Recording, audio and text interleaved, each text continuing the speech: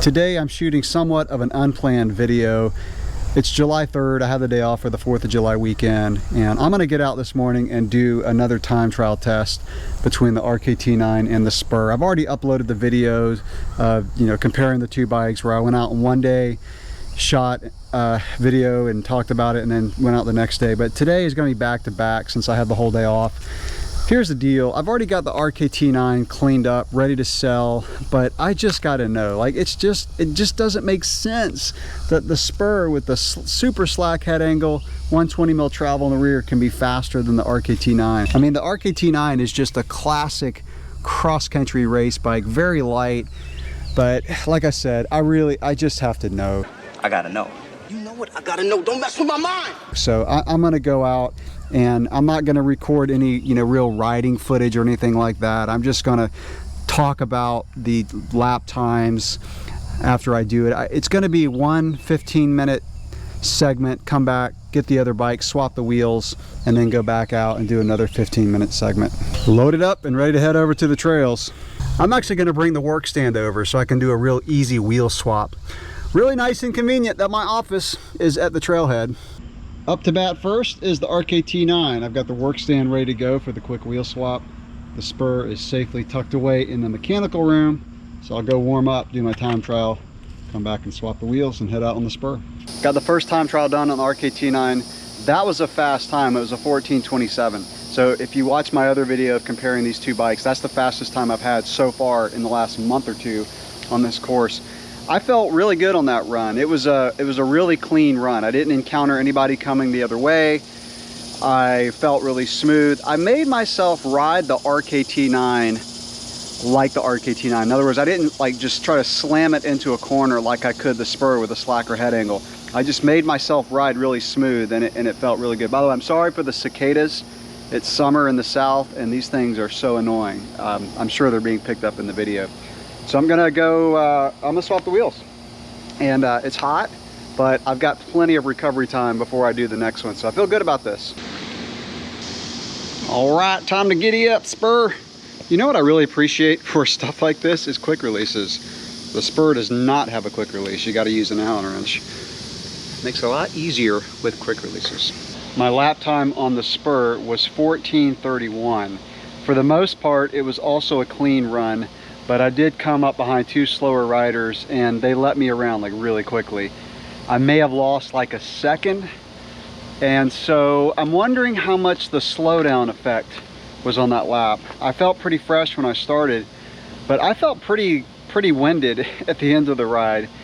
I don't know if it's because I was getting a little bit more tired, maybe had a little bit more lactic acid in the muscles, or here's what I'm wondering also is, I almost felt like I had to work the Spur a little bit harder, and I really didn't notice that on the days where I did one time trial and then the next day swapped and got on the other bike. But doing these on the same day, the turning on the Niner RKT9 is so telepathic, is the best way I can describe it. It's effortless. And I feel like I was actually having to work the Spur a little bit more to get it up to full cross-country speed. So I'm tired, and I've been riding for about an hour and 45 minutes in this heat, but I think I'm gonna head out for one more lap on the RKT9. I wanna see kind of just how I feel as far as, like I said, working the bike, but also maybe see if my lap time slows down more. I am starting to feel tired. This heat and humidity will wear you down if you're not used to it. It can wear. I'm used to it, so I'm just saying, if you come to Florida and ride in the summer, actually don't. Just wait till the fall and the winter. Anyway, so enough of that. Yeah, I'm gonna head back out on the RKT9, and then I'll let you know what the results are.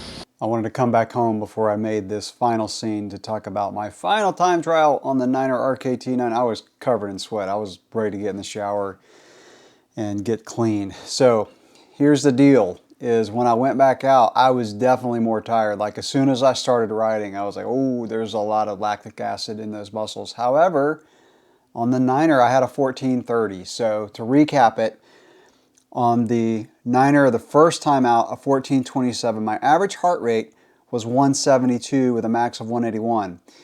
When I went back out on the Spur, I had a 1431, but I'm going to call it a 1430 because of having to go around those two riders. So, like I said, I did it really quickly, but it probably slowed me down a second. My heart rate was higher, 175 average with a 184 max, so about 3 beats higher. And then when I went back out on the Niner, which again, I was starting to get pretty tired, I had actually 1429. Sorry, I said 1430. 1429. Average heart rate was a little lower, 171, and then a max of 182. So I think my theory is correct in that because the Niner steers so easily, I'm not having to work the bike as hard. Now, when I made that time trial comparison with the Spur and the Niner, the one that I just uploaded today, but it's the one before this video, I said that the Spur was more fun to ride, and that is true. However, I noticed today, so the Spur is more fun to ride in some sections. There are still some sections where a faster steering cross-country bike is more fun to ride. It's almost like 27.5 wheels. They're just so poppy and playful, and with a little bit steeper geometry on a 29er, you kind of get that same feeling. So yeah, this is evolving. I know I'm uploading these videos and saying some things, but I told you that the Spur was messing with my head from like the first ride, and it's still messing with my head. It's a trail bike that is so amazingly fast, I still can't decide. So here's my dilemma, is I'm only gonna have 3 mountain bikes. A cross-country bike, a trail bike, and an enduro bike. That's like the perfect fleet for me.